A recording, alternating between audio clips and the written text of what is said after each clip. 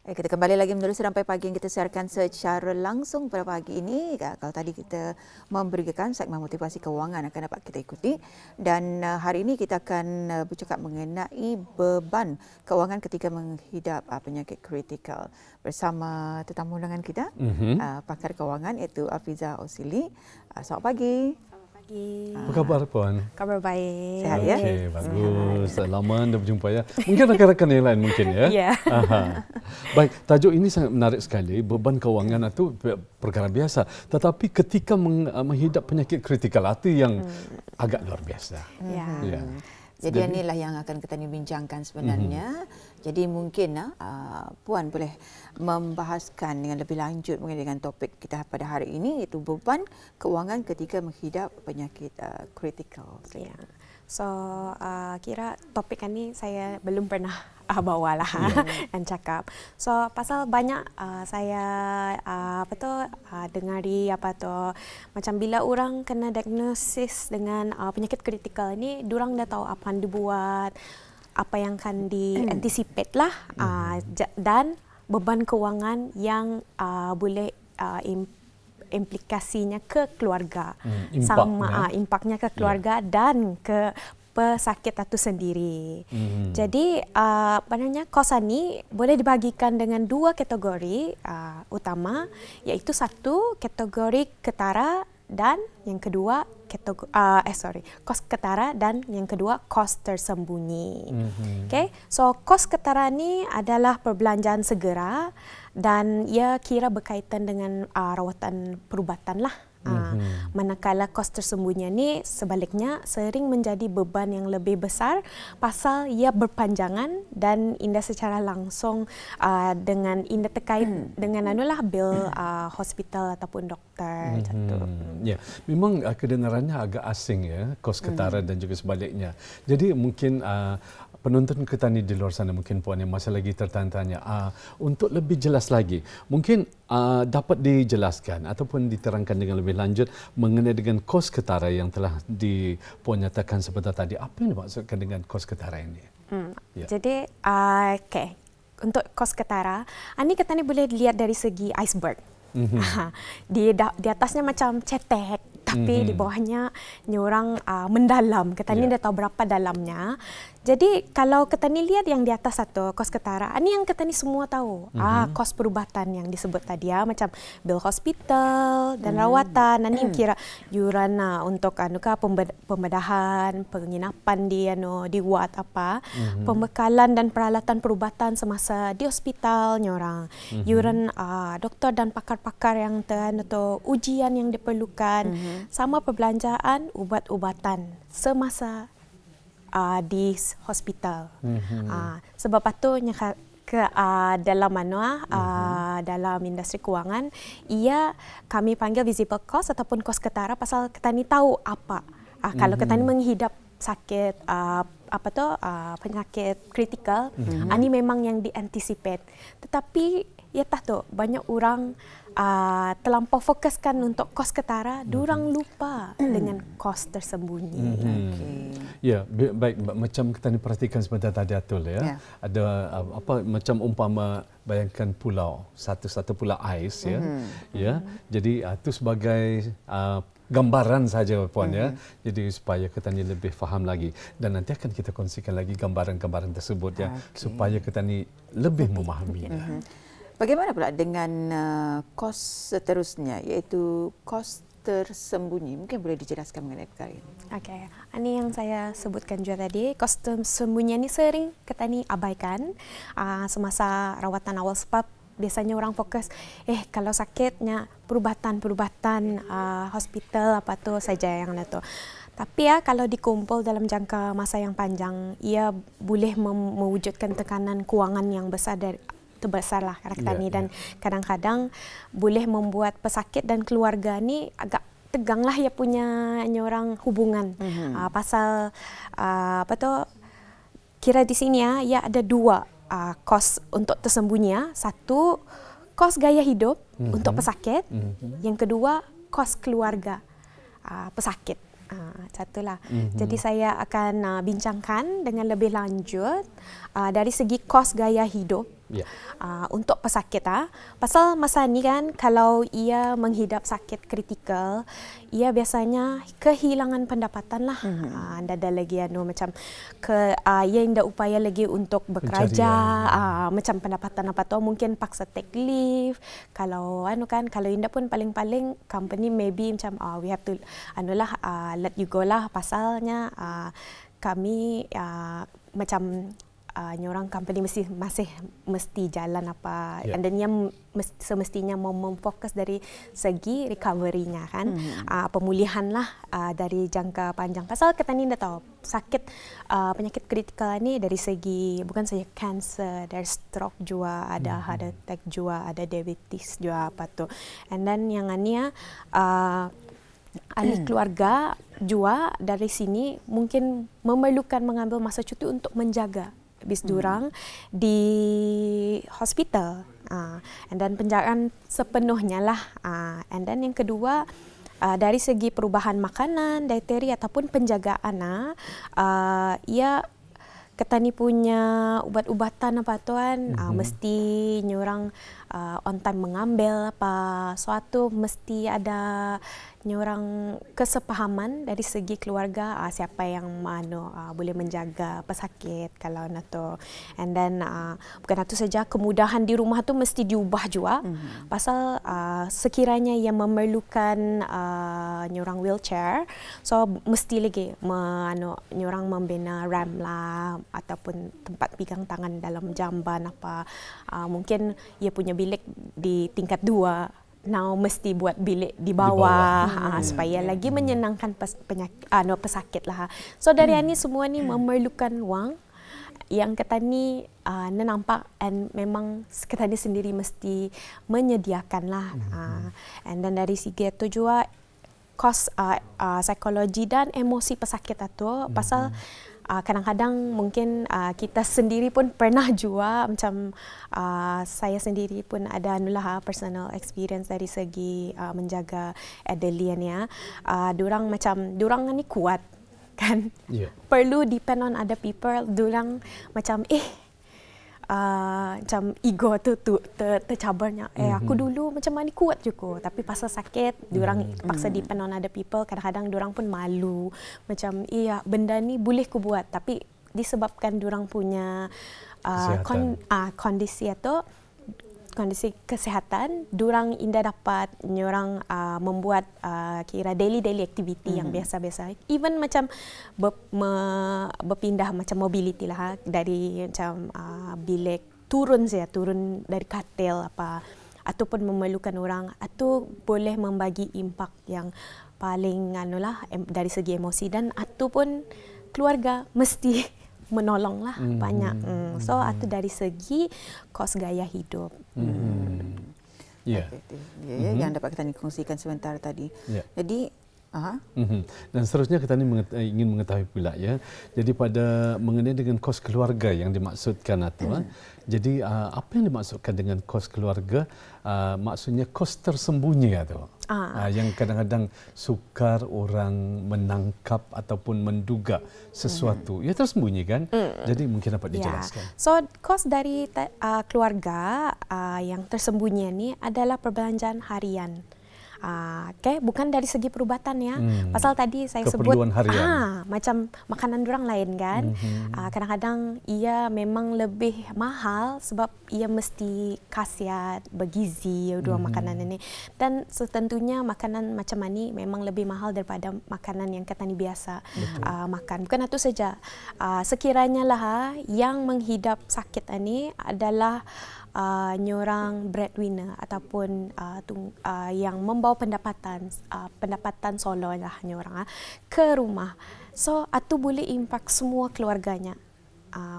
What if kalau anaknya ni masih damit-damit, istrinya lama sudah jadi suri rumah tangga, jadi marketability in terms of mencari kerja pun payah. Kan mencari kerja tapi kan menjaga juga pesakit. So itu salah satu yang impak yang paling ada untuk keluarga.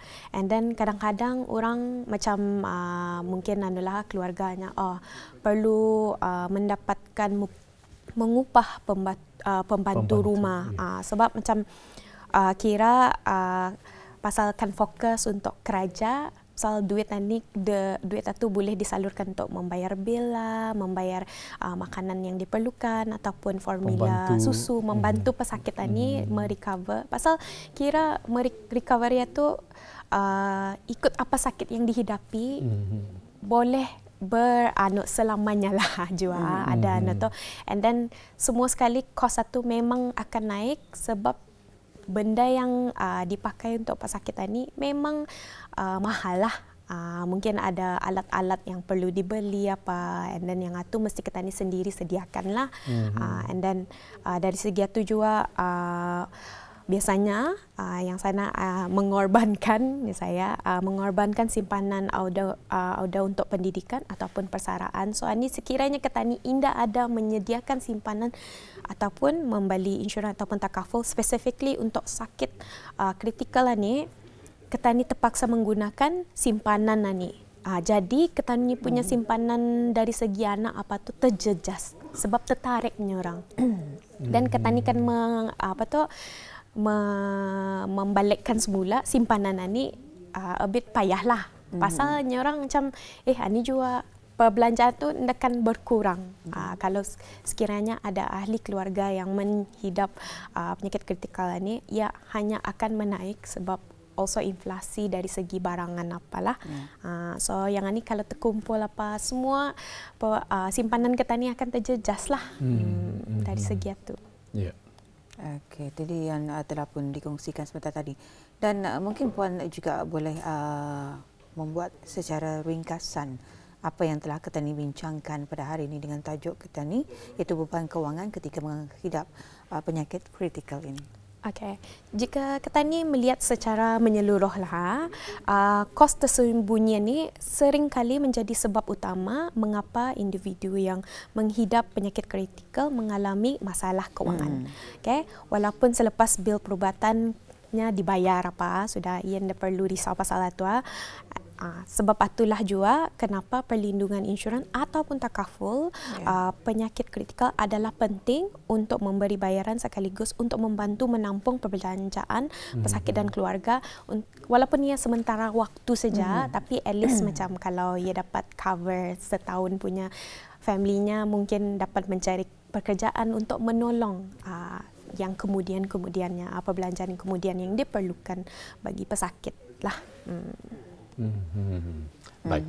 Dan sebelum kita mengakhiri, mungkin ada cadangan ataupun kata-kata akhir daripada Puan sendiri, khususnya kepada penonton Ketani mengenai dengan tajuk kita sekali lagi, beban kewangan ketika menghadapi penyakit kritikal ini. Dan kita percaya telah pun dijelaskan tadi oleh Puan sendiri secara lebih nyorang, secara rincinya ataupun dengan jelasnya. Tapi mungkin ada lagi tambahan-tambahan ataupun kata-kata terakhir sebelum kita menutup wawancara kita pada pagi ini. Puan, silakan. Boleh. So, tips persediaan yang saya akan bagi untuk menghadapi kos tersembunyi dari penyakit kritikal ketika menghidapi penyakit kritikal ini ada 3. Salah satunya adalah mendapatkan insurans ataupun takaful yang khusus untuk penyakit kritikal untuk mengcover itulah. Dan yang kedua, adakan simpanan kecemasan untuk sakit kritikal. Jadi yang ini jangan samakan dengan simpanan untuk ketani education ataupun persaraannya orang. Dan yang ketiga, also very important, semak dan lindungi semua hutang auda lah. Pasal kalau dikirakan walaupun kiranya sakit kan, hutang mesti perlu dibayar. Jadi especially kalau kehilangan pekerjaan, hutang-hutang itu keluarga perlu menanggung. Jadi sebab itulah kalau kita ni berhutang keluarga perlu tahu.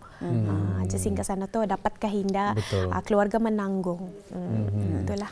Jadi dengan yang kita ni sudah bincangkan pada hari ini mengenai dengan beban kewangan ketika menghidap penyakit kritikal ini. Tadi sudah mengetahui sedikit sebanyak mengenai di mana kita ni boleh merujuk ni? Siapa yang boleh kita ni jumpai? Okey. bolehlah merujuk ke arah pakar kewangan yang memang diiktiraf dari BDCB lah. Juga yang itu boleh dicek daripada BDCB punya website sendiri, siapa yang diiktiraf, dan boleh kita mengambil advice lah dari pakar-pakar kewangan yang telah dilesenkan.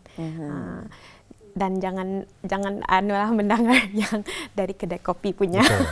Yang mesti yang dilesenkan supaya petani sendiri pun dapat macam dari sini yang boleh mengagal lah. Betul. Dan jika kita perhatikan sendiri pada saat ini Atul dan juga Puan sekarang ini macam-macam tipu daya yang telah nyorang diusahakan oleh beberapa skema-skema ini Jadi perlunya ada janji-janji yang mungkin kurang jelas ataupun tidak jelas sama sekali. Jadi jangan mudah terpengaruh. Lebih baik rujuk kepada bahagian pakar pakar kewangan yang betul-betul dan kalau diiktiraf. sama ada diiktiraf memang secure lah sudah. Kalau yang dapat present apa yang macam sijil ke apa, itu berwas-was lah. Berwas-was mungkin boleh menelpon talian ataupun bertanya email sendiri arah bahagian BDCB punya website. Pasal dari sana memang nampaklah kalau orang ini memang ada lesson anda durang. Jadi yang Ketani bincangkan beban kewangan ketika mengidap penyakit kritikal. Dan Ketani beranggapan benda ni setakat umur kuan ni lah baru kuan menyimpan dengan kewangan untuk kemudian hari. Biasanya Ketani membincangkan bahagian-bahagian simpanan Ketani, ini yang untuk emergency, yang ini untuk ada mempunyai part-part yang tersendiri. Dan ini merupakan salah satu yang baru lagi. Jadi bila masa yang sesuai Ketani menyimpan keuangan untuk kemudian hari sekiranya Ketani mengidap penyakit kritikal? Sudah mengidapkah sebelum? Sebelum. Sekarang. Seawal yang mungkin. Seawal. Pasal kalau kiranya kalau sekarang tidak ada sakit, tidak ada apa kan, kira dari pihak insurans ataupun takaful, diorang melihat orang sehat apa, kita punya pembayaran tu memang berbeza dengan orang yang ada sudah sakit dari segi diabetik lah apa. Sebab itu nyorang sekarang no matter pasal Ketani dah dapat nyorang turn back time. Sama pulangkan balik macam patutnya aku plan masa ke-20, masa murah apa. Ya sekarang itu yang paling penting lah sebab bil untuk sakit penyakit kritikal bila menghidapannya benar-benar tinggi. And then belum tentu keluarga Ketani dapat membantu dari beban kewangan ini because belum pastilah kalau pasangan, kalau Ketani yang membawa pendapatan payah. Pasal kira ia paksa balik semula kerja. Tapi kalau dual income, biasanya berdua ada income tu. Ani satu nada income, so solely depend on satu income saja ataupun payah juga. So dari sebab itu penyakit kritikal ini memang perlu dimasukkan dalam dari segi simpanan kewangan. Kira rancangan apa saja untuk kewangan mesti ada di dalam itu. Pasal ia benar-benar important because kita tidak tahu mungkin Ketani akan menghidapi penyakit kritikal, mungkin indah.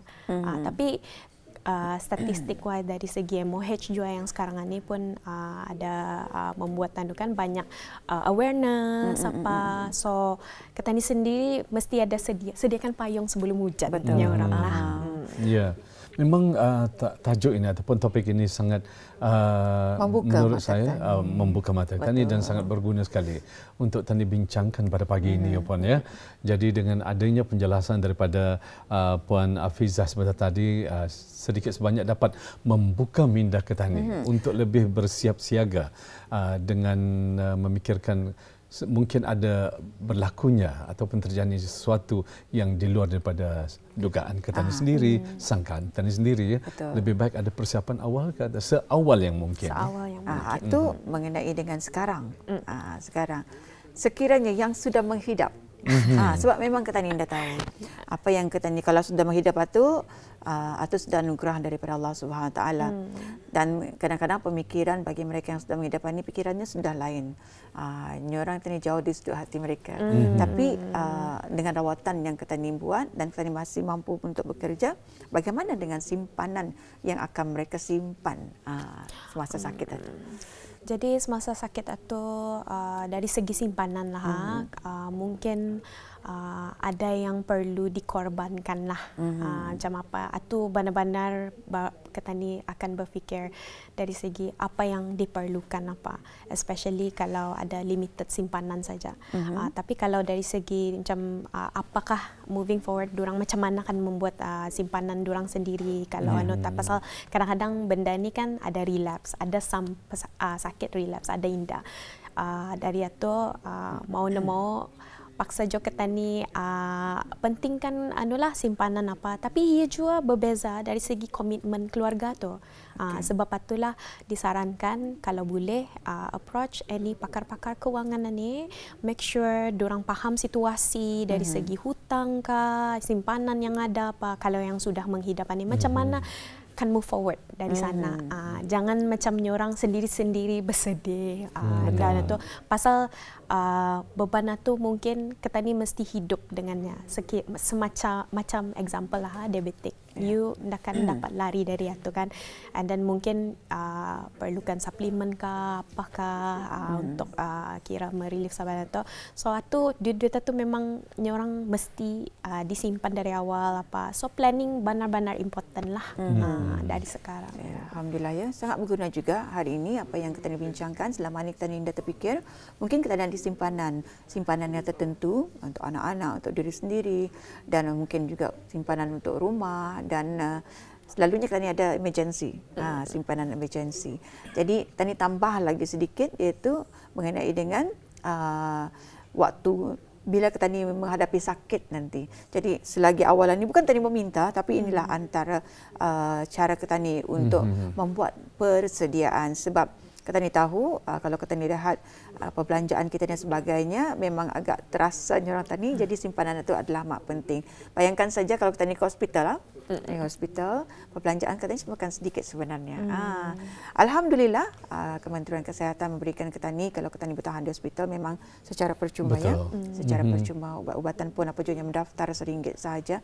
Tapi itulah bila kita ni ulang-alik yang menjaga sebenarnya, dan kadang-kadang yang sakit keperluan makan minum mereka. Tapi itulah yang perlu kita ni masukkan lagi mengenai dengan simpanan keuangan ketika kita ni mempunyai penyakit kritikal.